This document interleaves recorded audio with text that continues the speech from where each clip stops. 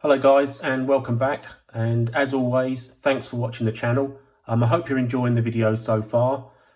This video is going to be a tutorial video on how I make the brick wall, as you can see on this LMG team. Now this is a request from Richard, who is Sleedog1. He actually asked me how I did it. I've given him a few replies on the comments. However, he's asked me if I could do a tutorial. So lo and behold, that's what we're going to be doing today. I'm going to take you through it step by step. I'm going to show you how I did it, what materials I used, and how I weathered it. I have got a little piece that I've got to do for my British 8th Army, so we can do it for that. But the principle's the same for whatever you want to do it to create a small brick wall in the desert. Okay, so the next step I'm just going to take you through will be all the products we use. So the materials that we're going to use for this project are, as you can see there, they're little pieces of cork. Now those cork, they're actually cork coasters. Now I've got these coasters, there they are. I've got these coasters, I think in the UK there's a shop called The Range. I think I got them from there, I could be wrong. I just, whenever I see things like cork like this in blocks or in strips, I try and pick them up because they're always useful for something. And I saw the thickness of that, and when I saw them I thought, well, they'd make good desert walls for the project of the Africa Corps and 8th Army that I'm doing. So I just picked them up. They're really cheap.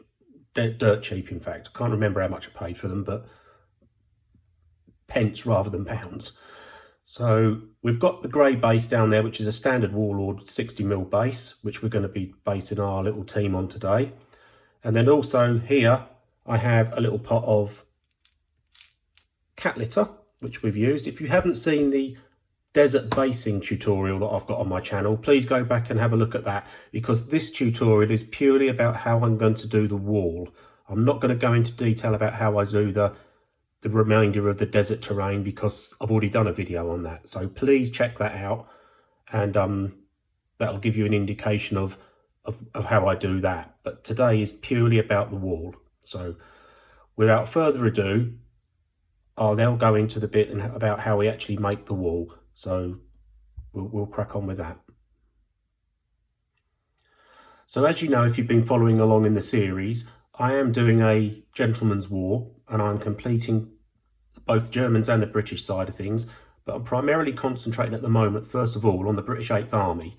So I've already done the squad, which I've already got a video up, so please go back and check that out. This time I'm going to continue with the teams, and I'm building a anti-tank rifle team, a boys anti-tank rifle team. So I've constructed the figures and primed them. I now want to do the basing. So the tutorial for making the wall will fit in nicely with this base, because I want to base them on a 60mm base, give them a bit of a thematic scene, and killing two birds with one stone, you know. So without further ado, we'll crack on. The first thing I usually do whenever I'm doing bases for teams or anything like that, I try and visualize how it's going to look in the end. I know that sounds obvious, but I've already had a look at this base, and I've already said that I'm going to have the prone guy laying down and the kneeling guy behind a small bit of wall. It's not going to offer him much cover, but some cover's better than nothing rather. So I'm gonna do that. So in order to do that, I'm literally just going to have a strip of wall. I'm not going to have a corner. It's just going to be a straight strip of broken down wall. So this is relatively easy to do. So what I do is I take a piece of cork like that, and I offer it up to the side of the base, and I have a look to make sure it's about the right size I want for it. And then I literally just tear it. It's quite pliable, this. It's very easy to tear, but I want a straightish edge if I can, because then that's going to sit on the base better. And the same as if you're doing a corner, just get the straight edge bits, because they're going to really butt up together well to make that little corner piece if you were going to do it like that, say. So in this instance, we're just going to have a straight piece of wall, not very big. It's just going to cover across that part there. I'm going to have it at an angle because it kind of gives it a bit more of an artistic look.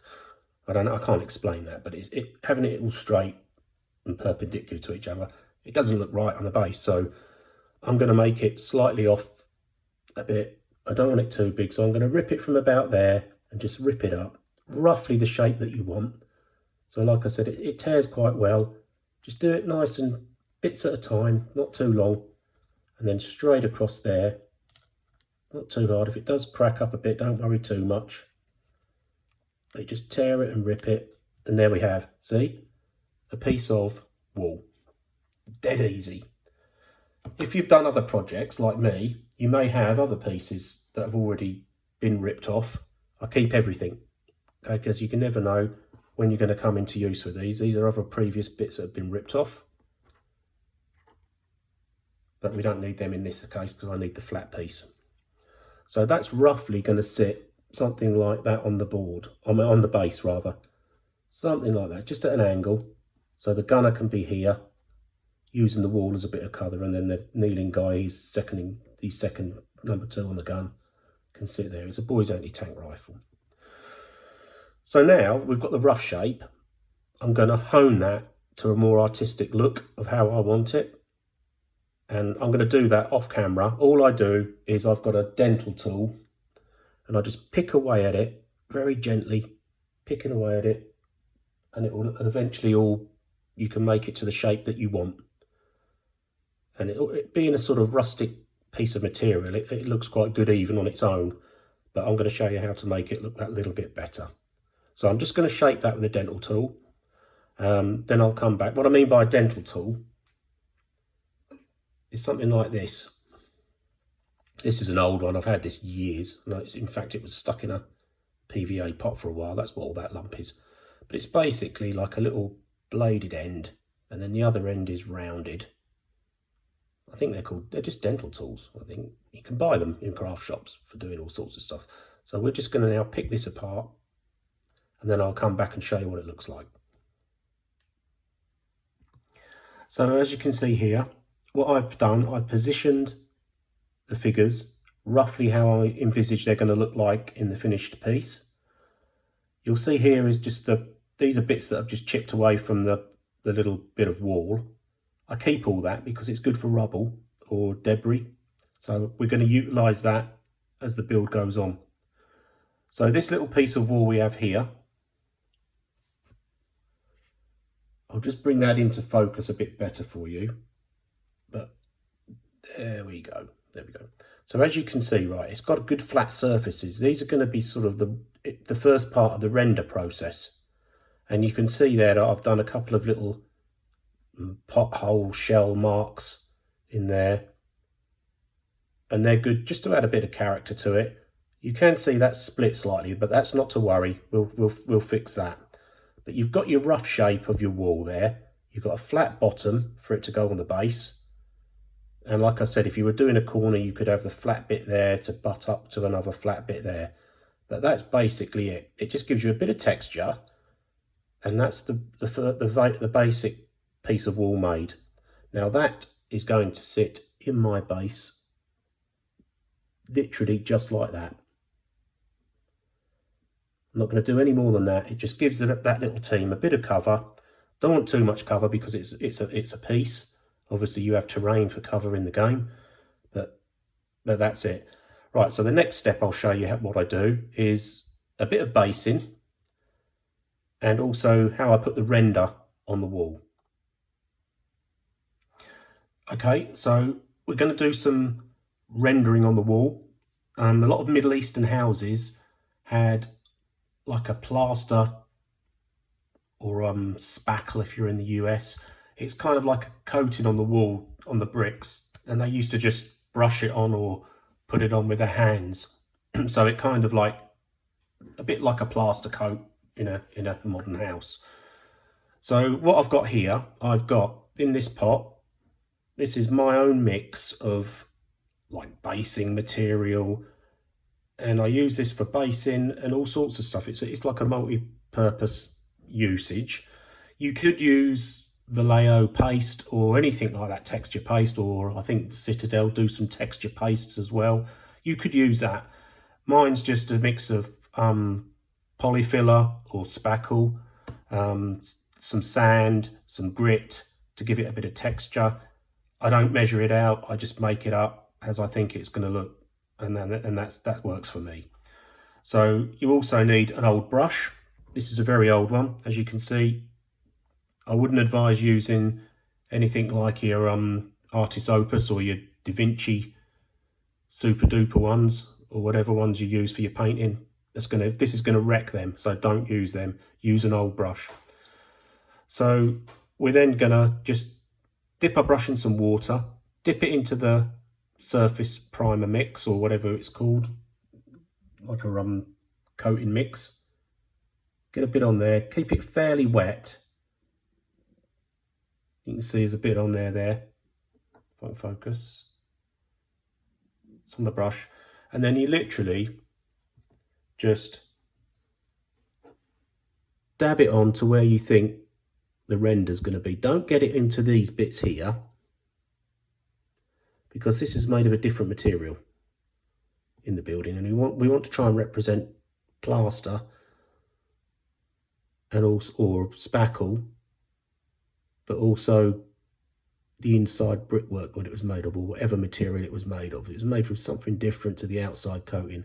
So I literally just put that on. As you can see, I'm doing that. You can put it as thick or as thin as you want, whatever your desire is to achieve. Okay, so you can put it on like that. And then what I do is I let it dry for a little while, and then you'll be able to see the shine comes off of it when it's dried. At the moment, it's still quite shiny. If I can get it to focus, yeah.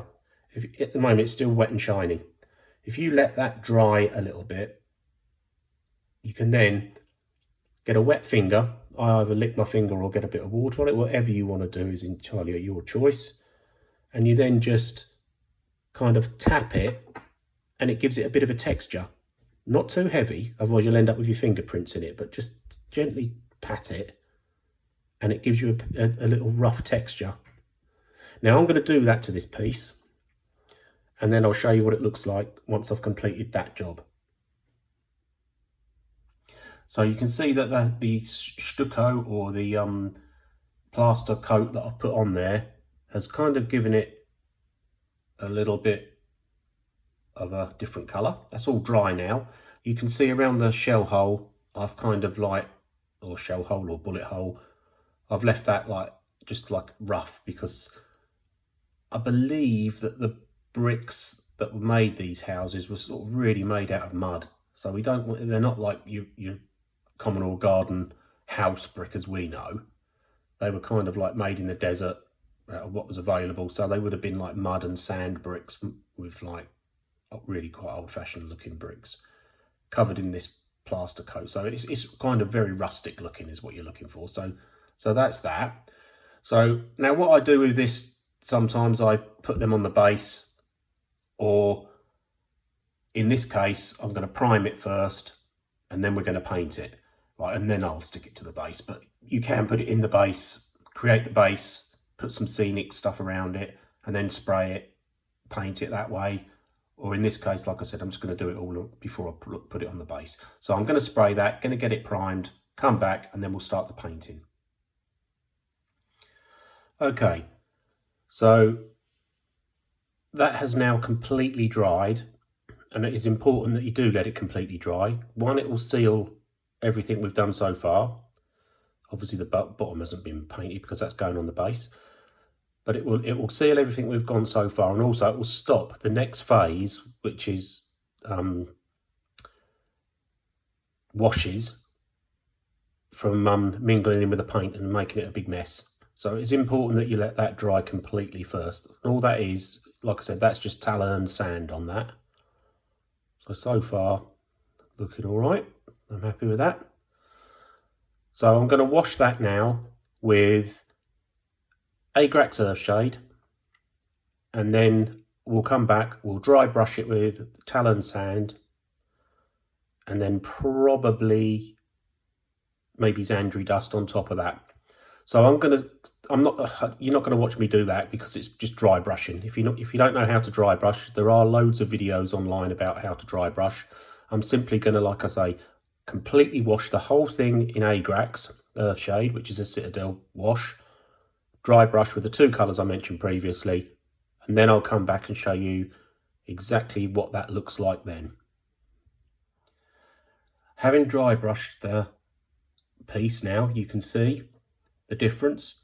You can see where the Agrax Earthshade has gone into all the little crevices, and then we've started to build up the dry brush on it to make the surface lighter. Now that's had two coats or two dry brush runs over it. It's had Talon and Sand to begin with all over, which is also the base colour, and then I've given it a light dry brush with Zandri Dust, which is another Citadel colour. But you'll also see that I've tried to concentrate on the top of the wall where the light's going to hit it rather than the base. It's not quite so obvious that side, but that's kind of what I've done. As we go lighter and lighter now with the colours, that will, the concentrating on the higher points is what you want to do. So you could quite easily leave it at that.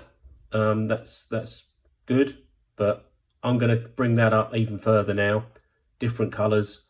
I'm going to go with some lighter creams, then I'm going to go up to an almost white, an off-white colour. I think it's called Pallid Witch Flesh, which is another Citadel. Most of mine are Citadel colours. I have got a selection of Vallejo, but I think that Citadel are probably more readily available to most people. There's a Games Workshop pretty much every town. So I'm going to now bring that up lighter and lighter, and then I'll come back and I'll show you how that is. If you're interested in what brushes I use the Army Painters dry brushes. Now they're very similar to Artis Opus ones, and if you haven't watched the Artis Opus channel, I suggest you go and have a look at that, because they are masters in dry brushing. I'm not sponsored or anything by that, not even by Army Painter or anyone, but these are what I use. They're great. You get three in a little pack. You get a small, medium and large. I like them. You don't have to use them. You can use a normal flat brush. You can use any brush to dry brush, but I like them. They're very good. I'd recommend them. Again, like I said, I'm not sponsored in any way, shape or form by any of them. I hope to get some Artis Opus ones at some point. I've got some of their other brushes, and you know what? I haven't used them yet. So that's another task to do. So right, let's get this a bit more brighter and whitery, and then I'll come back and show you what that looks like. Dry brushing has now been completed, and the finished article looks like this. Get it into focus, there we go. So that's given it a kind of like Middle Eastern whitewash look, if you like. A lot of the buildings were whitewashed to keep the sun out and keep it cool. I've also stippled an extra bit of Zandri Dust in there just so it matches in with the other one. I wasn't quite happy with the darker colour, but you can do it to whatever colour you like. I mean, for me, that's good enough now. It gives it a nice look of depth, a bit of highlights on there. All that I'm going to do with this now is weather it up. I'm going to put a few stain run marks down where the weather would have washed it down when it rains and whatnot. Other than that, that's pretty much done. You could easily put that on there now and say that's a completed piece of work. I'm just going to weather it up a bit, stick it to the base, and then I'll do my normal basing for desert basing. Put a few tufts on, bit of weathering powder, job's done.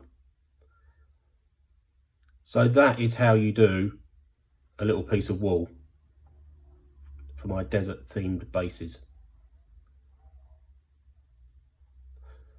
So I hope you found this tutorial helpful. Thanks for everybody for watching. Please like and subscribe. It all helps with the channel. And like I said, I'll see you soon.